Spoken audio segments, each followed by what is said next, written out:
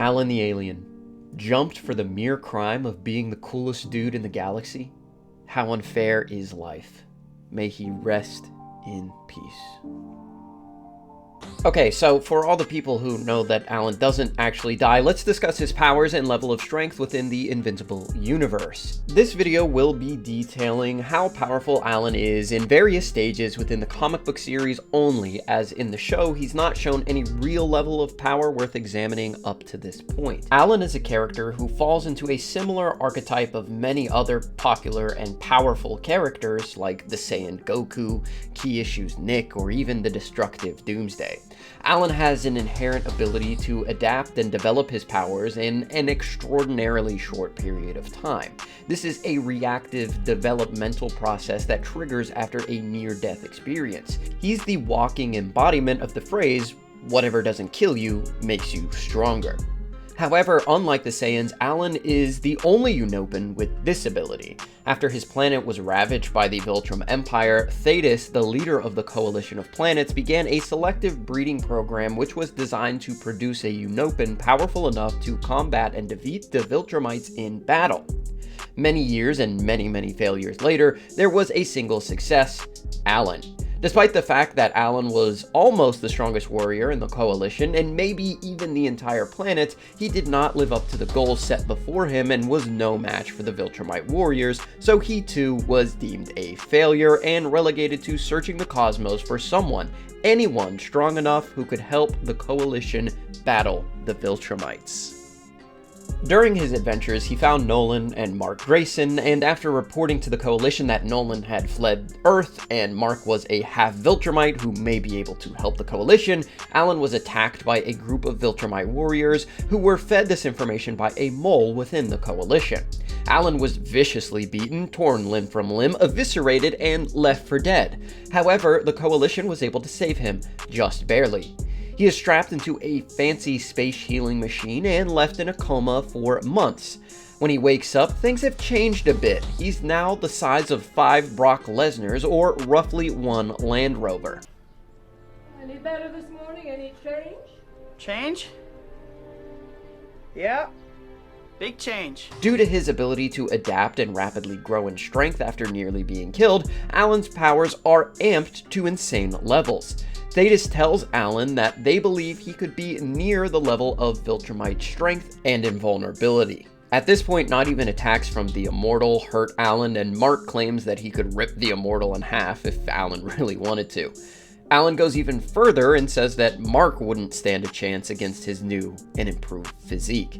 And Alan would need to put that physique to the test, as on his way back to the Coalition, he is intercepted by a Viltrum scout and battles her, making her bleed and not taking any damage whatsoever from her attacks.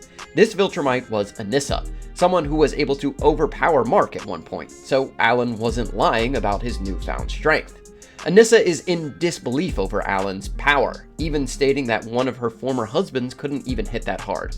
I wonder if she was married to the very powerful and very well-known Viltrumite John Jones, but anyway, instead of demolishing her and the others, Alan allows himself to be captured. He's then sent to a Viltrumite prison and remains there willingly.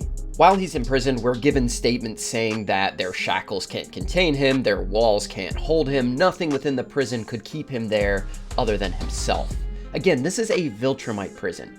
Omni-Man was being held and tortured there with no hope of escape. However, Alan could waltz out the front door at any time he wanted to.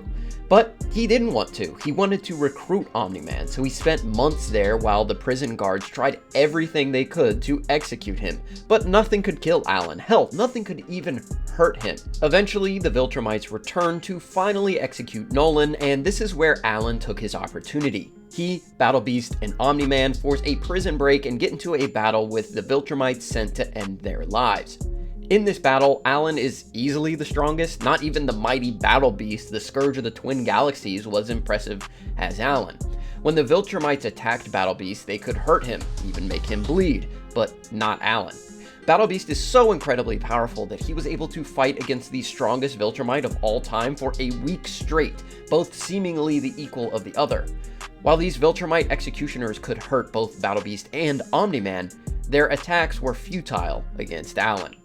And these weren't insignificant, weak Viltrumites because their power levels do vary.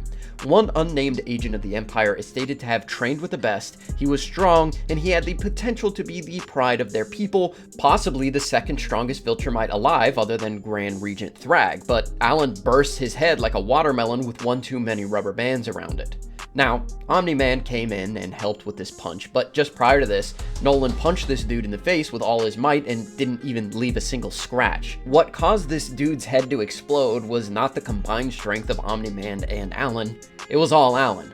Omni-Man is even shocked to see how strong Alan is, he can hardly believe it. So, how strong is Alan really? Can he destroy islands, continents, moons, planets? How strong is Alan? Well, during the Viltrumite War, Alan, alongside Mark, Nolan, Oliver, Tech Jacket, Thetis, and Space Racer, battled the Viltrumites, hoping to end their reign of terror permanently. During this battle, Alan is casually killing the warriors of Viltrum without breaking a sweat, fighting 7 at once. Meanwhile, if you look around at the rest of the battle, nearly everyone is broken and bloody.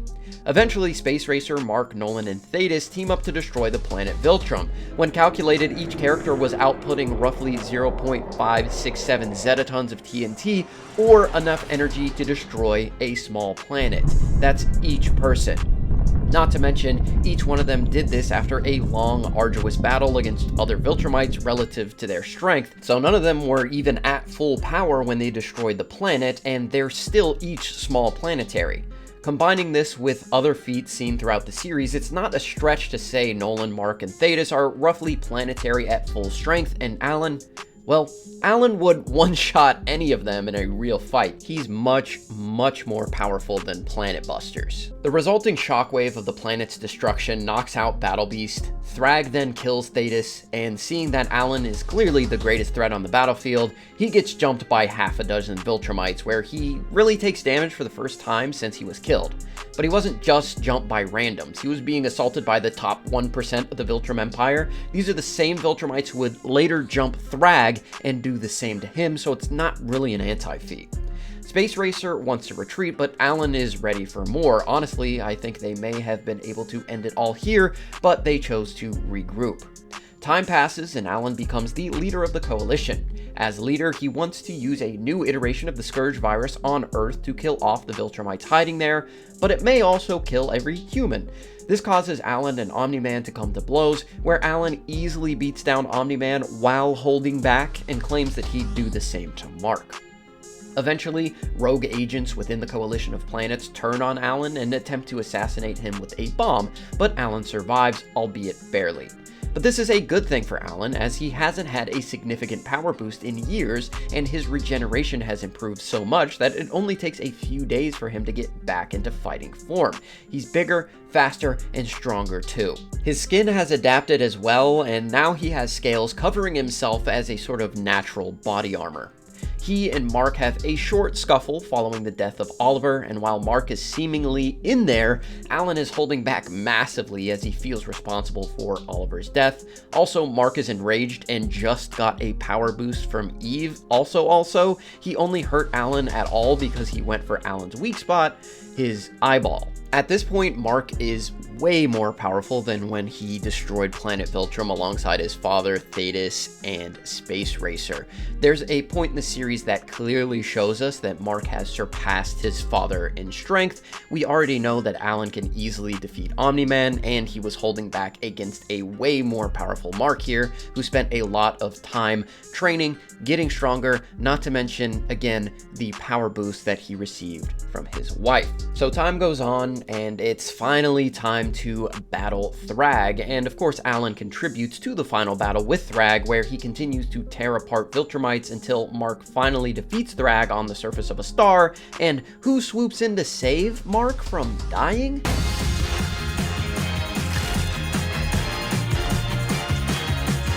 I'd also like to mention that being this close to the scorching hot surface of the star began to peel and burn off and singe off Thrag and Mark's skin. Meanwhile, we see that Alan suffered absolutely no damage or burns when diving in to save Mark. And while his regeneration is impressive, Alan's regeneration isn't that fast. We would still see his damage in the aftermath if there was any damage had at all. To put Mark's power level into context a little bit, we already know that like Battle Beast and Thrag are relative to each other. Thrag could one-shot basically every single person in the Invincible universe at the time that he fought Battle Beast, other than Alan, of course. So Mark had to become way more powerful to even contend with Thrag at all. But something to keep in mind is that Thrag is not a static character either. From his fight with Battle Beast to his ultimate death, he becomes way more powerful in that time period.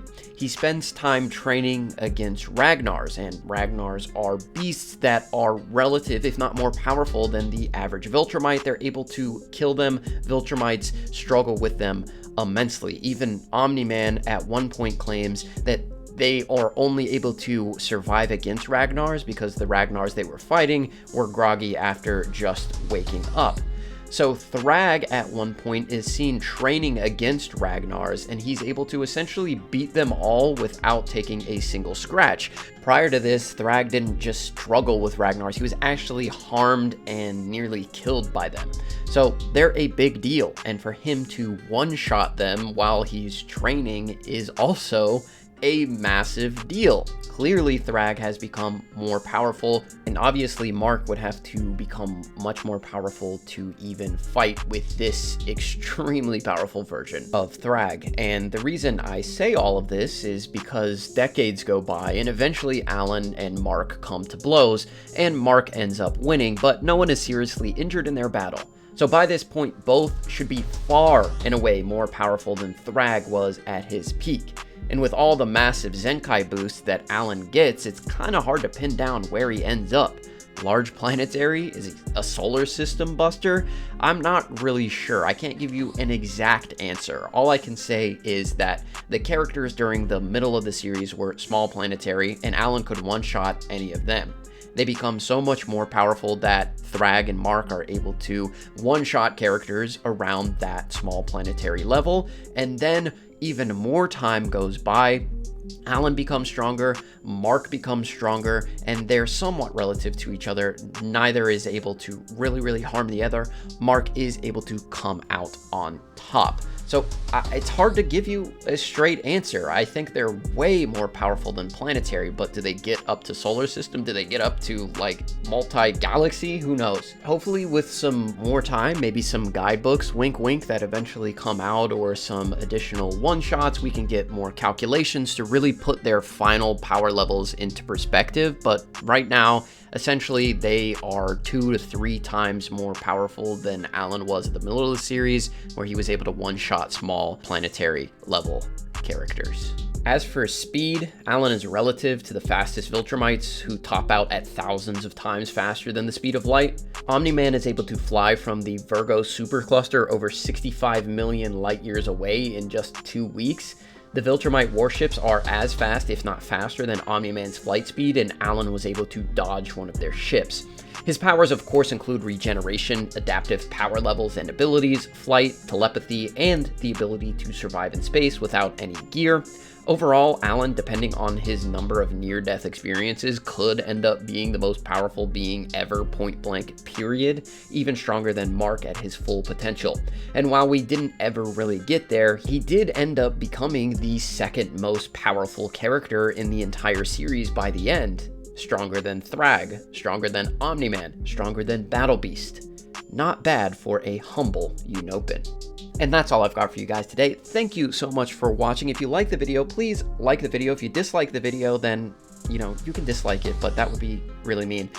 Leave a comment down below on who you would like to see a power scaling video on next. I started with Alan because I don't think people really understand just how insanely crazy powerful he is. Omni-Man, Mark, Thrag, Battle Beast, they all get the spotlight, but Alan beats, you know, 3 of the 4 by the end of the series. Thanks again for watching, everybody. Please remember the motto, it's Alan the Alien over everything, and I'll see you guys next time.